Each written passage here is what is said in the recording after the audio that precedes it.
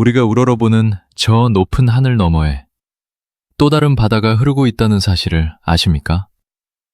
허공으로 내던져진 산의 피다이엘은 구름이 섬처럼 떠다니는 기이한 하늘의 바다에 표류하게 됩니다. 그곳에서 그는 지상인으로서는 결코 이해할 수 없는 신비로운 풍경과 그보다 더 차가운 신들의 법도를 마주하게 됩니다.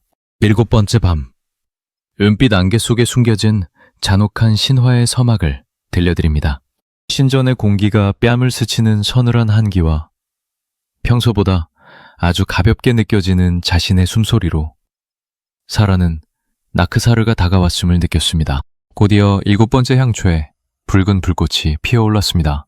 나크사르, 어둠의 지배자는 향초의 연기를 가르며 낮고 묵직한 목소리로 물었습니다.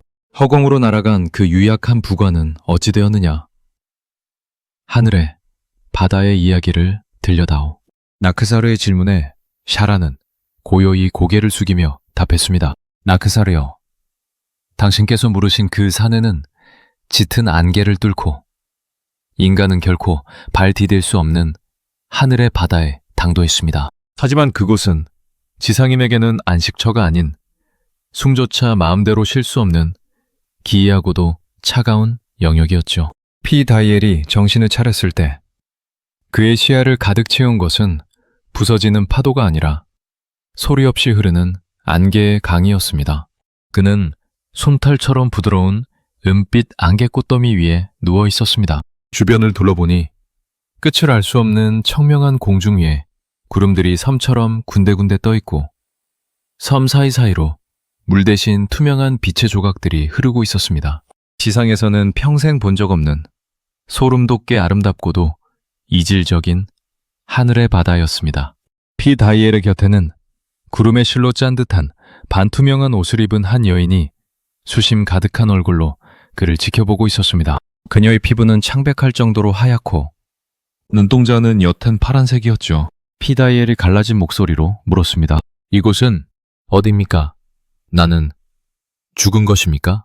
여인은 대답 대신 차가운 이슬이 맺힌 열매 하나를 건넸습니다. 그녀의 눈빛에는 낯선 존재에 대한 호기심과 함께 바닥에서 올라온 추한 생명을 바라보는 듯한 미묘한 거부감이 섞여 있었습니다. 이곳은 하늘의 바다입니다. 지상의 타르바가 이곳에 표류한 것은 아득한 전설 속에나 있던 일이죠. 그녀의 이름은 엘라라였습니다. 피다이엘은 그녀의 부축을 받아 처음으로 구름섬의 마을 안으로 들어섰습니다. 마을은 은빛 안개꽃이 만발했고 모두 은빛에 가까운 하얀 건물과 사람들로 한 폭의 아름다운 그림과 같았습니다. 하지만 마을 중심에는 뻥 뚫려 빛조차 삼켜버릴 듯 칠흑같이 어두운 거대한 구멍이 덩그러니 입을 벌리고 있었습니다. 그곳의 사람들은 곁을 지날 때마다 두려움과 경외가 섞인 눈빛으로 그 캄캄한 구덩이를 향해 고개를 숙였죠. 피다이엘은 도움을 받은 엘라라의 집에 머물며 몸을 추스르는 사흘 동안 뼈저린 이질감을 느꼈습니다. 마을 사람들은 피다이엘을 타르바라 부르며 멀리했고 그가 걸어갈 때마다 불쾌한 눈빛으로 피다이엘을 피해갔습니다. 하지만 엘라라의 어린 아들 사린만은 달랐습니다. 사린은 마을의 다른 어른들과 달리 피다이엘의 모습에 신기해하며 먼저 다가왔습니다. 타르바, 정말 바닥에서 왔어요? 거긴 꽃이 땅바닥에 뿌리를 내리고 살아요? 무겁지 않아요? 사린은 피다이엘의 거친 손을 만지며 해맑게 웃었습니다.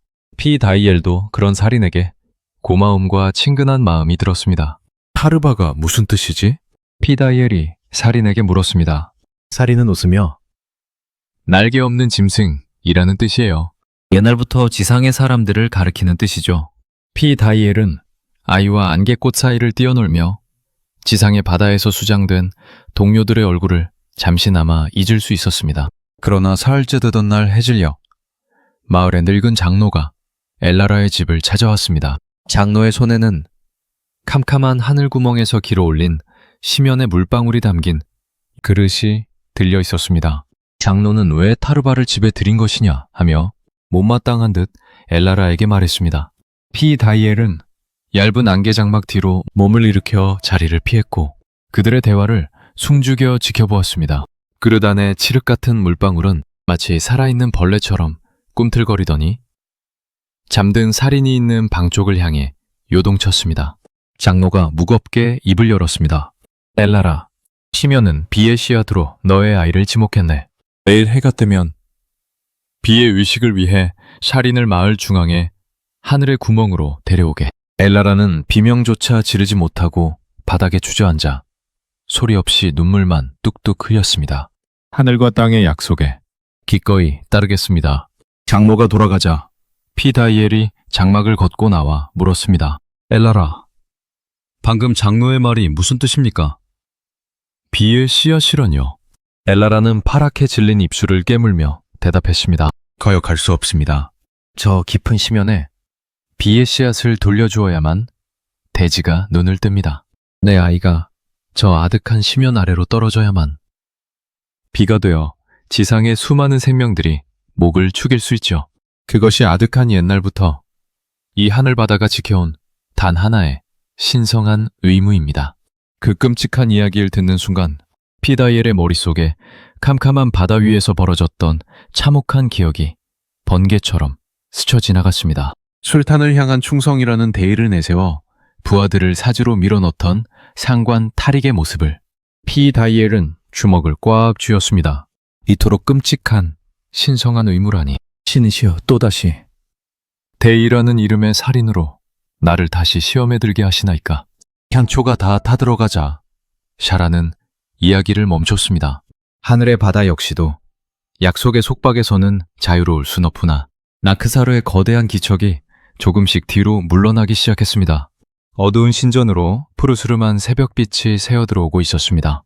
매일 밤에는 하늘의 바다의 약속에 대해 들려다오.